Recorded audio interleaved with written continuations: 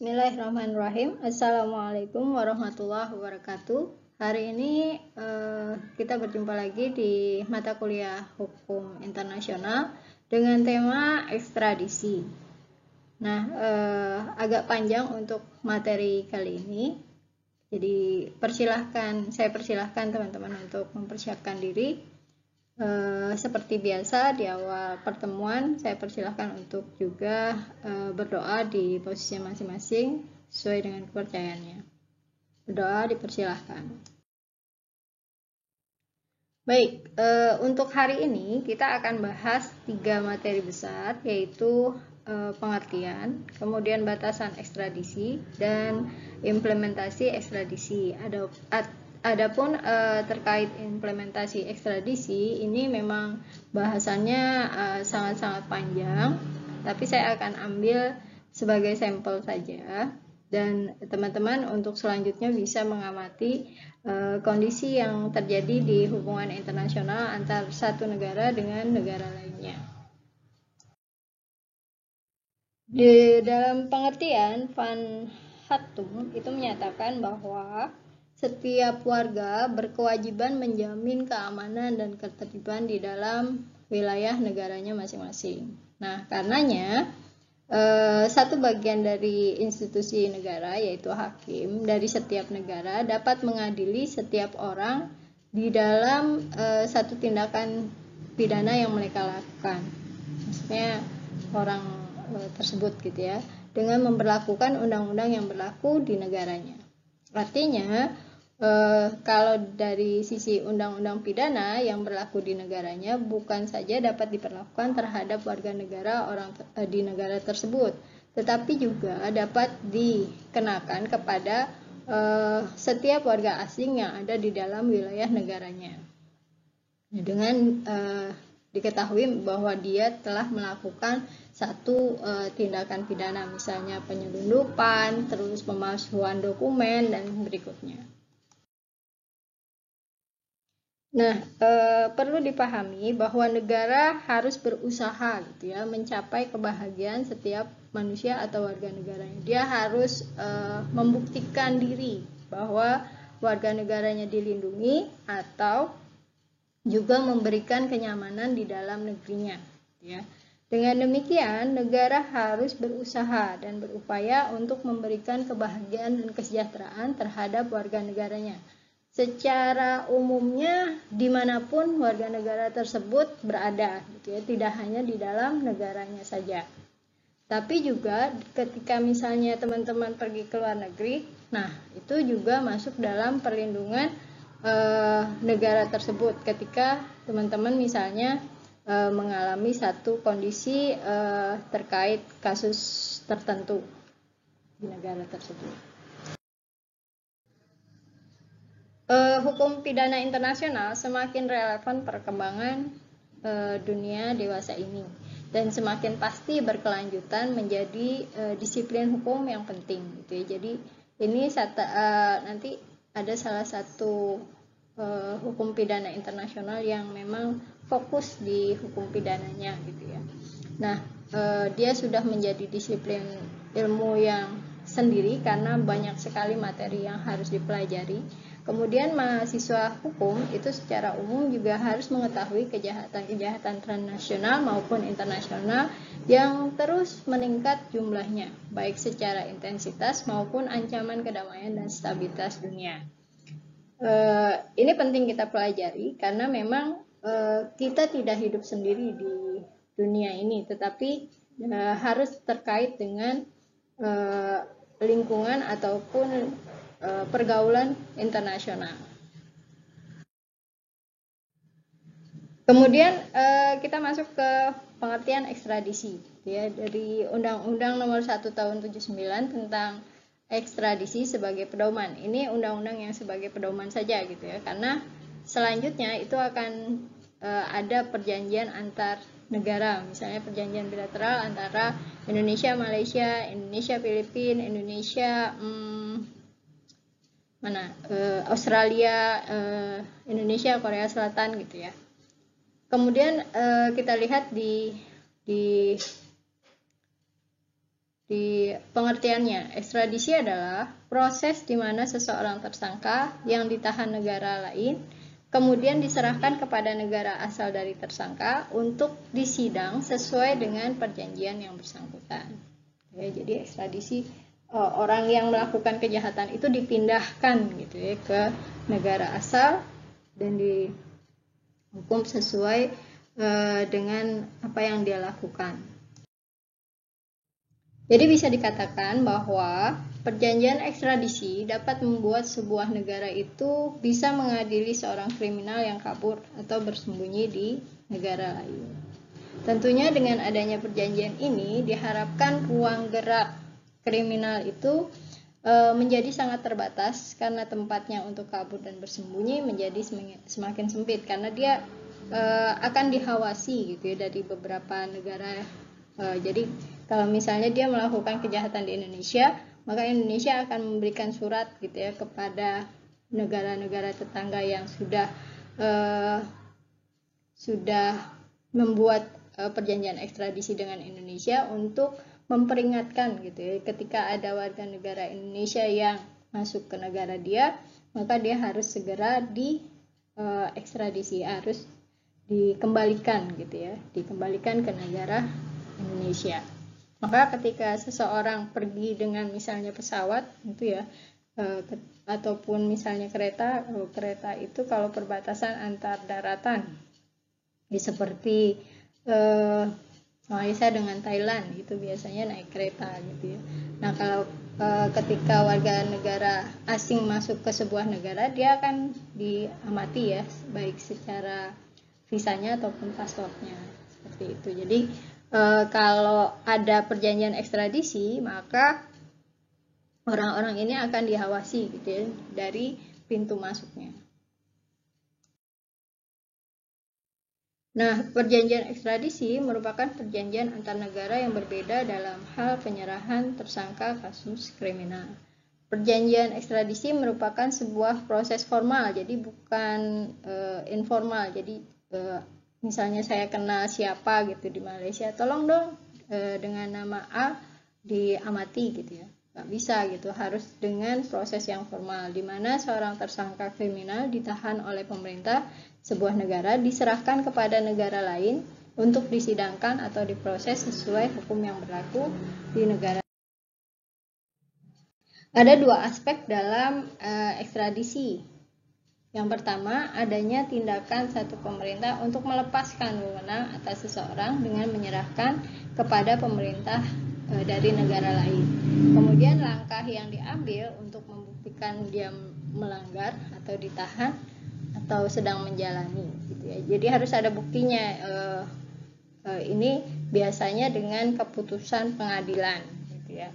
Hal ini adalah tanggung jawab dari badan peradilan yang juga menunjukkan bahwa orang yang dimaksud memang sah menurut hukum yang berlaku di negara pemberi ekstradisi agar dapat diekstradisi.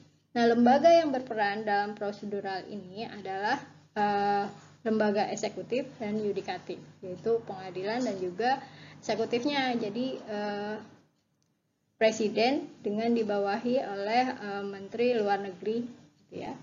Dia akan melakukan surat menyurat kepada negara. Nah, bagaimana dengan batasan ekstradisi? Yang pertama adalah perjanjian itu harus dibuat antar negara yang berdaulat. Kemudian kesepakatan dibuat antar negara tersebut, government to government, bukan company to company, bukan gitu ya, tapi government to government, pemerintahan kepada pemerintahan. Dan biasanya dalam perjanjian itu ada perjanjian lanjutan gitu. Biasanya akan diminta terkait perjanjian Defense Cooperative Agreement ya atau DCA. Kemudian juga ada lokasi pelatihan militer atau military training area. Nah, ini yang juga kemudian diminta gitu ya oleh Singapura untuk kita menyetujui gitu ya adanya perjanjian Defense Cooperation ini gitu, kerjasama untuk pertahanan gitu ya, dan juga pelatihan militer. Nanti kita akan lihat bagaimana sejarah terkait ekstradisi antar Indonesia dengan Singapura. Nah, terkait tata cara pengajuan permintaan ekstradisi itu harus didasarkan adanya perjanjian ekstradisi yang telah ada sebelumnya. Jadi sebelumnya sudah ada dulu gitu sebelum mengajukan permintaan ekstradisi antara kedua pihak, atau apabila perjanjian itu belum ada harus didasarkan pada saat asas timbal balik yang telah disepakati gitu ya. Jadi kalau misalnya saya mau ekstradisi A, maka ketika dia lihat ada warga negaranya yang juga di negara kita, ya udah kita tukeran sama si B gitu. Ini kalau misalnya perjanjian ekstradisinya belum ada. Kemudian yang kedua, permintaan penyerahan itu harus diajukan secara formal kepada negara yang diminta sesuai dengan prosedur yang ditentukan dalam perjanjian ekstradisi atau hukum kebiasaan internasional. Nah, itu harus kita perhatikan apa yang menjadi kebiasaan hukum internasional gitu ya. Orang yang minta ya dia harus datang gitu. Nanti akan ada proseduralnya bagaimana cara mengajukan ekstradisi dan juga bagaimana penjemputan dari orang yang dipidana tersebut. Di dalam pasal 44 Undang-Undang ekstradisi tadi ditegaskan apabila seorang disangka melakukan satu kejahatan dan atau harus menjalani pidana karena melakukan satu kejahatan dapat diekstradisi di dalam yurisdiksi negara Republik Indonesia dan juga berada di negara asing dan diduga berada di negara asing. Maka atas permintaan Jaksa Agung Republik Indonesia, ekstradisinya tersebut pada dalam pasal 44 diserahkan oleh negara asing. Orang tersebut dibawa ke Indonesia dan diserahkan kepada instansi yang berwenang. Dalam hal Indonesia sebagai negara peminta dan permintaan ekstradisi Indonesia dikabulkan oleh negara yang diminta, maka Indonesia lah yang datang mengambil gitu ya, orang yang diminta itu ke tempat yang telah ditentukan oleh negara peminta.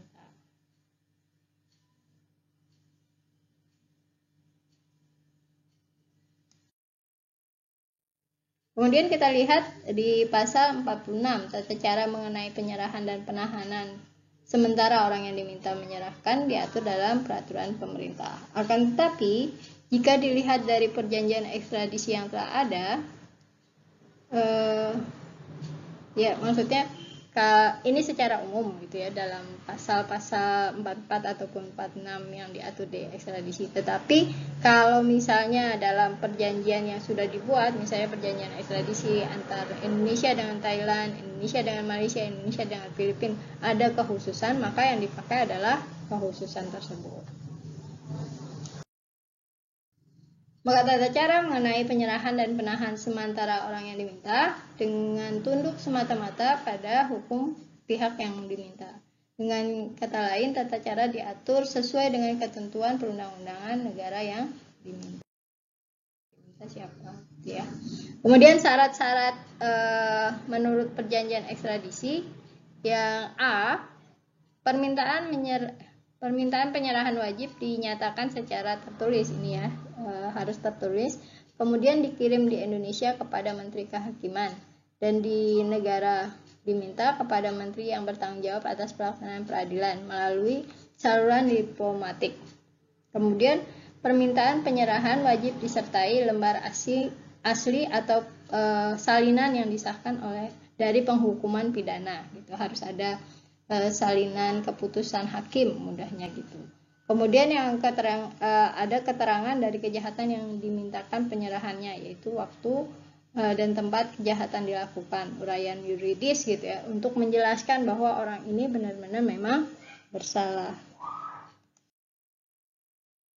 Kemudian yang ketiga, salinan peraturan yang bersangkutan jika tidak mungkin satu keterangan tentang hukum yang bersangkutan dan uraian yang cermat dari orang yang diminta penyerahannya bersama-sama dengan keterangan lain ataupun yang dapat membantu menentukan identitas dan kebangsaannya untuk memperjelas orang ini benar nggak yang dimaksud gitu ya.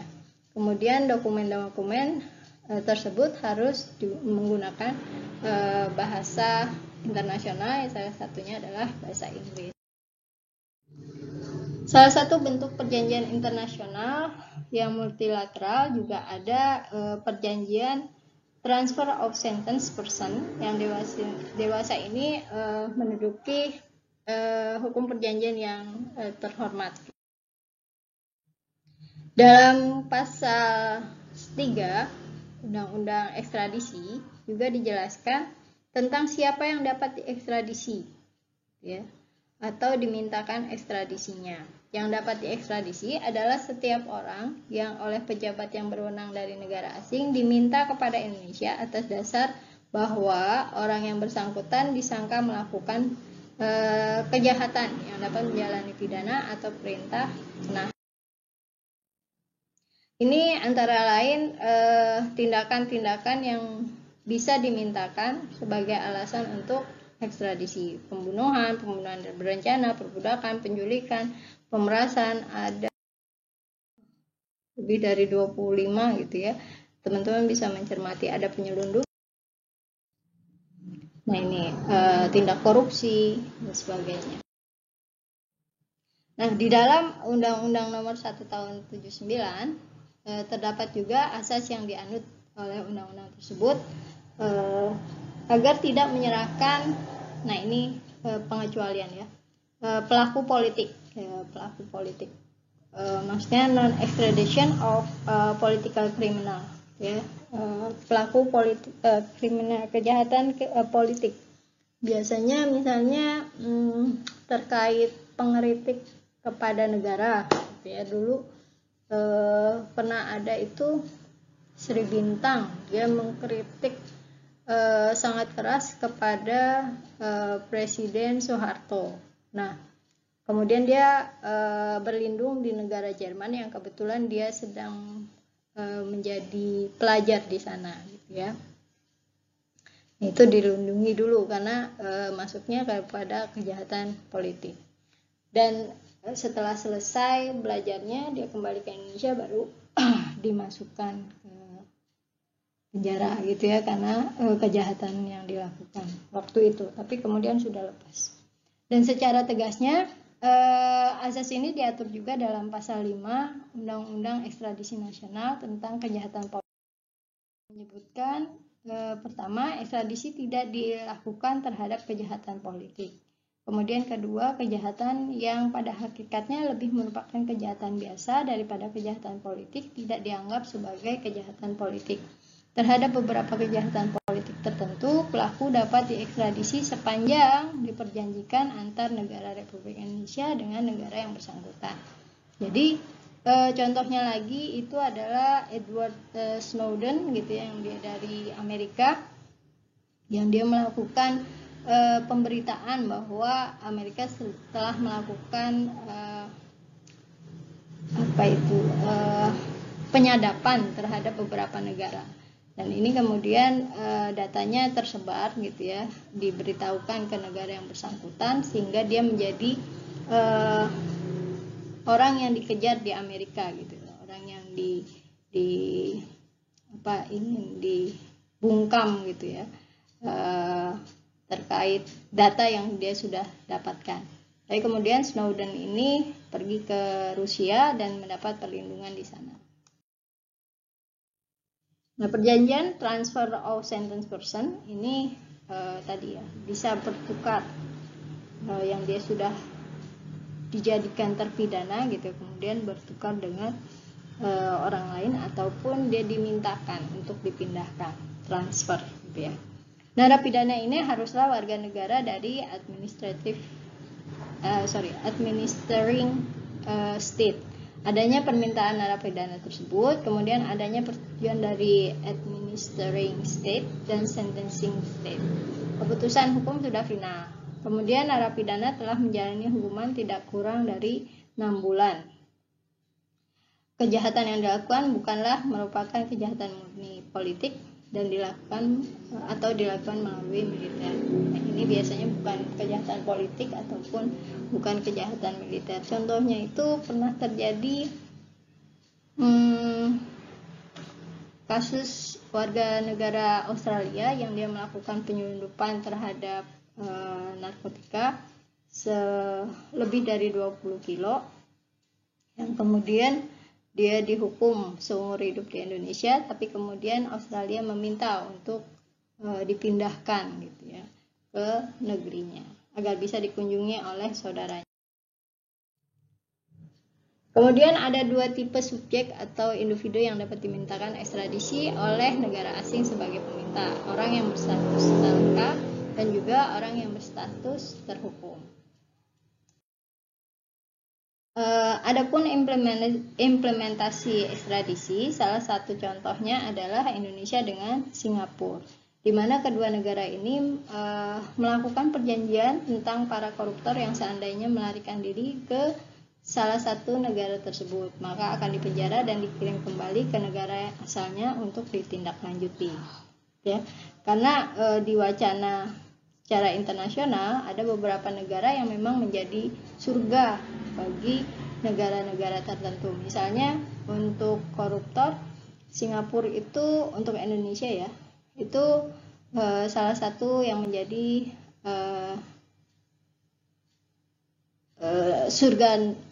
surganya para koruptor gitu, karena Indonesia belum sampai final gitu ya untuk membuat perjanjian dengan Singapura terkait ekstradisi ini. Kemudian yang kedua adalah negara Swiss yang dia memberikan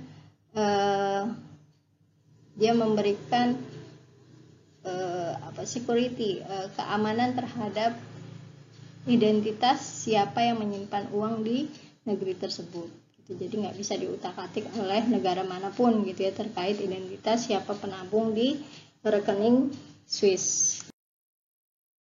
Nah, Indonesia, Singapura itu merintis perjanjian ekstradisi sejak 1972. Namun pembahasannya mulai di tahun 2004 sampai kemudian di tahun 2007 ditandatangani karena ada hal yang menjadi alot untuk dibahas antar keduanya, terutama untuk Indonesia.